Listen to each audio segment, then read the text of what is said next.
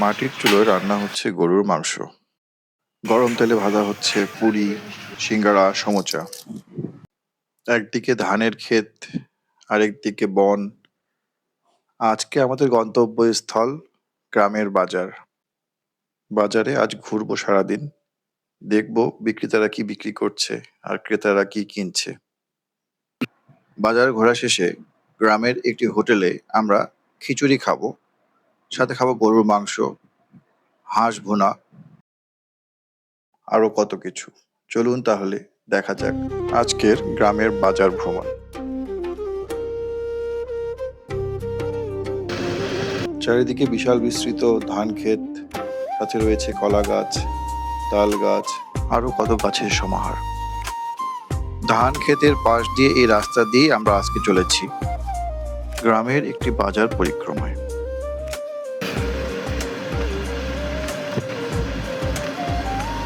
রাস্তার দুধার ঘেঁষে রয়েছিল নাম না জানা অনেকগুলো গাছ।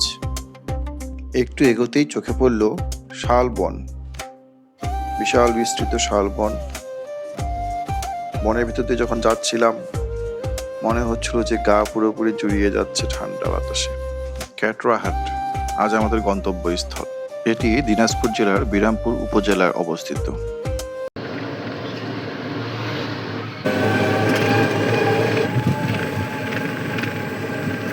আমরা বেশ সকালে এসেছিলাম, বাজার তখনও তেমন জমে ওঠেনি। কয়েকটি দোকান কেবল খুলেছে, মানুষ কেবল আসা শুরু করেছে।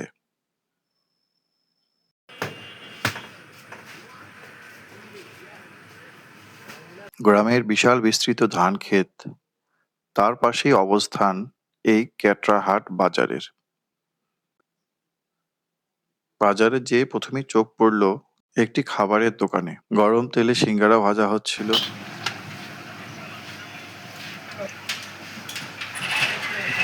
আগে থেকে মেরিনেট করা কিছু সমুচাও ছাড়া হচ্ছিল সেই তপ্ত তেলে।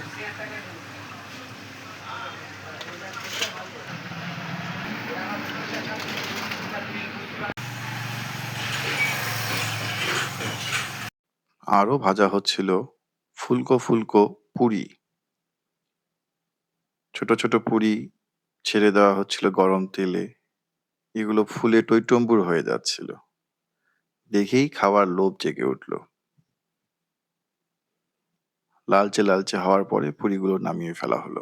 আমরা নিলাম সিঙ্গারা সমুচা, সাথে কাঁচামরিচ, শসা এবং পেঁয়াজ। এবার খেয়ে দেখা যাক। বেশ বড় সাইজেরই সিঙ্গারা।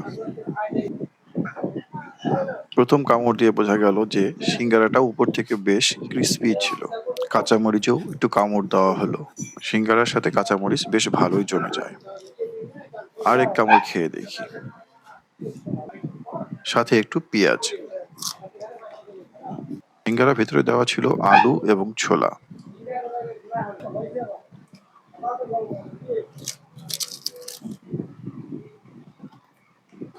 এবার একটু সমুচায় কামড় বসানো যাক। শব্দ শুনে বোঝা যাচ্ছে কি পরিমাণ ক্রিস্পি ছিল এই সমুচা। চাল ভাজা সাথে আরো কিছু মিষ্টি উপাদান দিয়ে তৈরি করা হয়েছিল এই সমুচা। আরো খানিকটা সিঙ্গারা খেয়ে সকালের নাস্তার পাট চুকিয়ে ফেললাম। এবারে তাহলে চলুন গ্রামের বাজারটি ঘুরে দেখা যাক।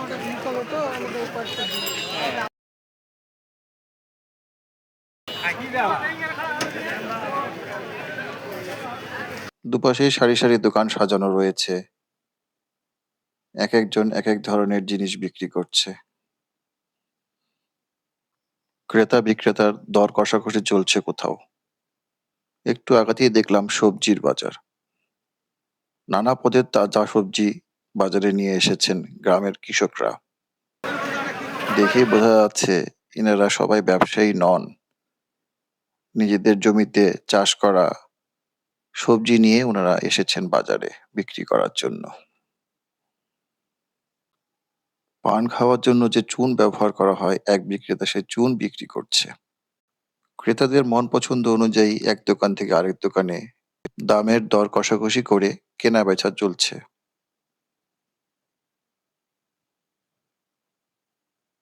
বিশাল বিস্তৃত এ বাজার।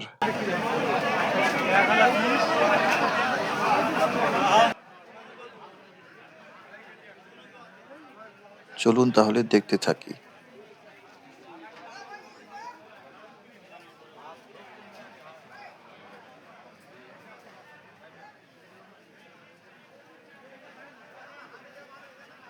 একটু সামনে এগোতেই দেখলাম মাছের বাজার। মাছের বাজারে ভিড়টা একটু বেশি। নানা প্রজাতির মাছ উঠেছে, বোঝা যাচ্ছে বেশিরভাগই পুকুরে চাষ করা মাছ। সাথে ইলিশ মাছও চোখে পড়ল এবং কাপ জাতীয় বেশ কিছু বড় বড় মাছ। ছোট মাছের সংখ্যাও কম নয়, সাথে তরতাজা মাছ। মাছে পানি ছিটিয়ে তরতাজা রাখার চেষ্টা করা হচ্ছে। এক জায়গায় দেখলাম তাজা মাছ লাফালাফি করছে। মাগুর মাছ, কই মাছ, আরো নাম না জানা কত পদের মাছ। মাছের দর কষাকষি চলছে, সাথে বেচা কেনাও চলছে। সামনে এগোতেই দেখলাম বেশ সারি সারি ভাবে কাপড়ের দোকান বসেছে। ছোটদের বড়দের সকলের জন্যই কাপড় রয়েছে এখানে। অল্প অল্প করে ঘুরতে ঘুরতে প্রায় গোটা বাজারটি ঘুরে দেখা হচ্ছে।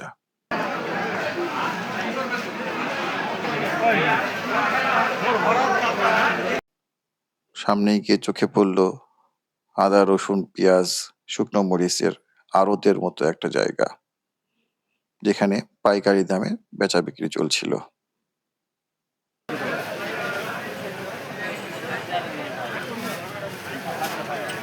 বাজারের এ অংশে নানা পদের বীজ বিক্রি হচ্ছিল। সামনে এগোতেই দেখলাম মিষ্টি নিয়ে বসে আছেন কিছু দোকানদার। নানা পদের মিষ্টি, একটি দুটি দোকান নয়, অনেকগুলোই দোকান। জিলাপিও রয়েছে, সাথে পাউরুটি এবং ছানার জিলাপি। লোভ সামলাতে পারলাম না, একটি ছানা জিলাপি নিয়ে নিলাম। সাথে একটুখানি ঝুড়িও উপরে ছিটিয়ে দিয়েছিল, খেয়ে নিলাম। বাজারের অপর প্রান্তে গিয়ে অবাক হলাম, দেখলাম ছোট ছোট হাঁসের বাচ্চা বিক্রি হচ্ছে। সামনে এগিয়ে যেতে দেখি যে রাস্তার উপরই পড়ে আছে হাঁস এবং মুরগি। নানা পদের হাঁস এখানে বিক্রি হচ্ছে। শহরের বাজারে সচরাচর এমন দেখা যায় না। নানা জাতের নানা প্রজাতির হাঁস, বড় হাঁস, ছোট হাঁস। সবচেয়ে আকর্ষণীয় ছিল এই হাঁসগুলো, 3টি সাদা হাঁস। আবার বাজারের রাস্তায় উঠে এলাম, দেখি নানা পদের দেশি বিদেশি ফলের পসরা নিয়ে বসে আছে দোকানদার। রাস্তা দিয়ে সামনে হাঁটতে থাকলাম। ছোট ছোট যানবাহন চলাচল করছে। একধারে আনারস বিক্রি হচ্ছে, সাথে আরো ফলমূলের দোকান। রাস্তার দুধারে আরো অনেক পদের দোকান বসেছে, দৈনন্দিন প্রয়োজনীয় জিনিসপত্রের দোকান। অনেক তো বাজার ঘোরা হলো, এবার চলুন গ্রামের বাজারের একটি হোটেলে দুপুরের খাবারের বন্দোবস্ত করা যাক। সকালে যে দোকানে খেয়েছিলাম সে দোকানেই গেলাম দুপুরে খাবার জন্য।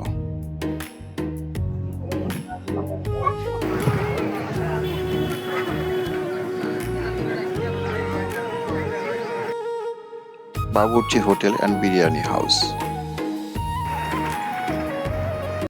ঢুকতেই প্রথমে চোখে পড়ল ধোয়া ওঠা কই মাছ।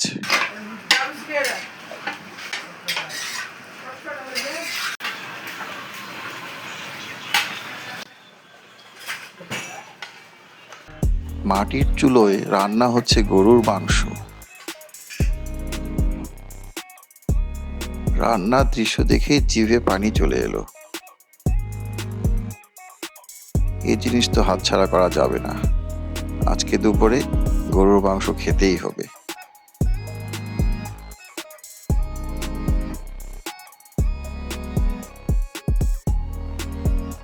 খিচুড়ি দিয়ে ধোয়া উঠছিল, সেই খিচুড়ি আমরা অর্ডার করলাম।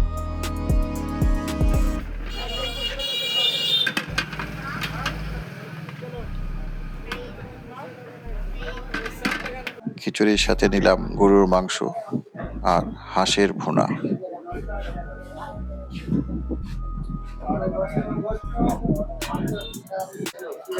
আর তাহলে দেরি না করি, চলুন খাওয়া শুরু করা যাক। শুরুতেই খিচুড়ির সাথে গরুর মাংস নিলাম। মাংস দেখে মনে হচ্ছে বেশ ঝাল এবং মশলাদার। একটি মাংসের টুকরা ছিঁড়তেই বোঝা গেল যে ভিতরে ঝাল মশলা খুব ভালো মতোই ঢুকেছে।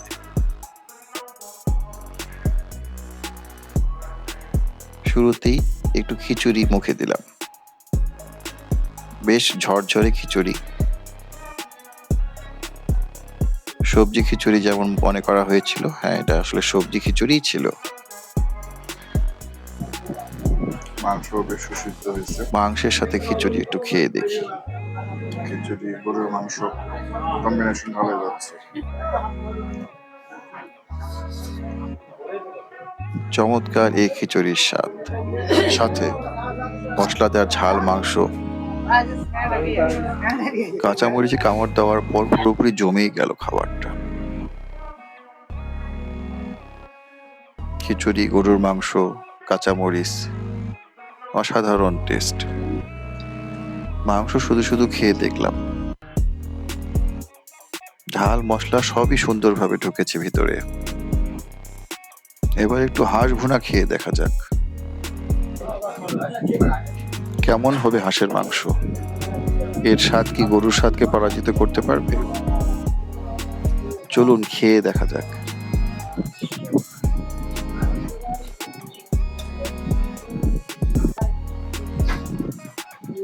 শুরুতেই হাঁসের একটি রানের মাংসতে কামড় দিলাম।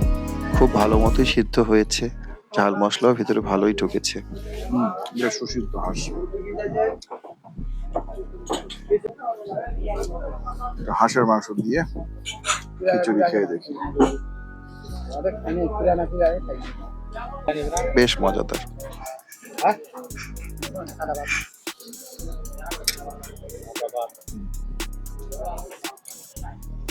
গরুর মাংসের ভিতরে এক পিস কলিজা পেলাম, সেই কলিজাটিও কামড় দিয়ে খেয়ে দেখলাম।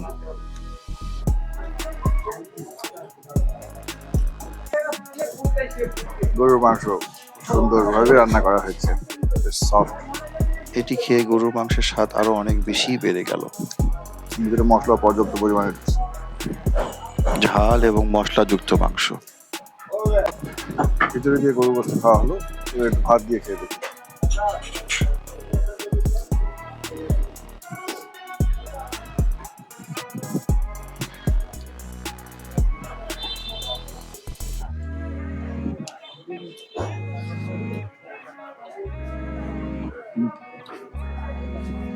ভাতের সাথে বেশ ভালো যাচ্ছে।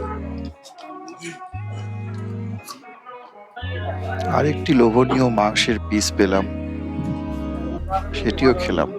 মাংসের স্বাদ এতটাই সুস্বাদু ছিল যে খাওয়া থামানোর মতো কোনো উপায় ছিল না। শুধু খেয়ে যাই মনে হচ্ছে। অনেক খাওয়া হলো। খাওয়া শেষে এবার চলুন হোটেলের মালিকের সাথে একটু কথা বলা যাক। আমার সাথে আছেন বাবুর্চি হোটেলের যিনি মালিক, শহীদুল ভাই। ওনার সাথে একটু কথা বলি। ভাই আসসালামু আলাইকুম। ওয়ালাইকুম আসসালাম। আপনার হোটেলে এখানে আশেপাশে গ্রামের মানুষ খেতে আসে না দূর দূরান্তের মানুষও আসে? না, এখানে আশেপাশের লোক তো খাই, তারপরেও বাইরের লোকজন আসে, সব জায়গা থেকে আসে। আর এমনিতে আপনার প্রতিদিন কি একই রকম বিক্রি হয় না হাটের দিন একটু বেশি বিক্রি হয়? এই গ্রাম অঞ্চলে যেহেতু সপ্তাহে 2 দিন হাট হয়, সেহেতু হাটের দিন একটু বেশি হয়। আচ্ছা। অন্যান্য দিনের তুলনায় হাটের দিন একটু বেশি হয়। বেশি হয়। এমনিতে যদি পরিমাণ হিসেব করে বলা যায় যে আপনি আনুমানিক কতটুকু গরুর মাংস অথবা কতটুকু হাঁসের মাংস বিক্রি হয় হাটের দিন আর কোনো নর্মাল দিন? প্রত্যেকদিন গরুর মাংস 15 থেকে 20 কেজি, হাঁসের মাংস 6 থেকে 7 কেজি, 8 কেজি এরকম। তো আপনার ওই হোটেলের বয়স কতদিন হচ্ছে? আমার হোটেলে বয়স 8 বছর চলে। 8 বছর। জি। দুপুর গড়িয়ে বিকেল শেষে এবার সন্ধ্যা হবার পালা। বাজার থেকে এবার আমাদের বাড়ি ফিরতে হবে। অটোরিকশা চড়ে বাড়ি ফেরা শুরু করলাম। গ্রামের মানুষজনও বাজার শেষে নিজ নিজ বাড়িতে ফিরে যাচ্ছে বিভিন্ন যানবাহনে করে। আজকের এই সারাদিনের পুরো বাজার ভ্রমণ এবং খাওয়া দাওয়া আপনাদের কেমন লাগলো কমেন্ট বক্সে জানাবেন। যদি ভিডিওটি ভালো লাগে তবে লাইক করবেন, শেয়ার করবেন আর সাবস্ক্রাইব করতে ভুলবেন না। পরের ভিডিওতে আবার দেখা হবে। ধন্যবাদ।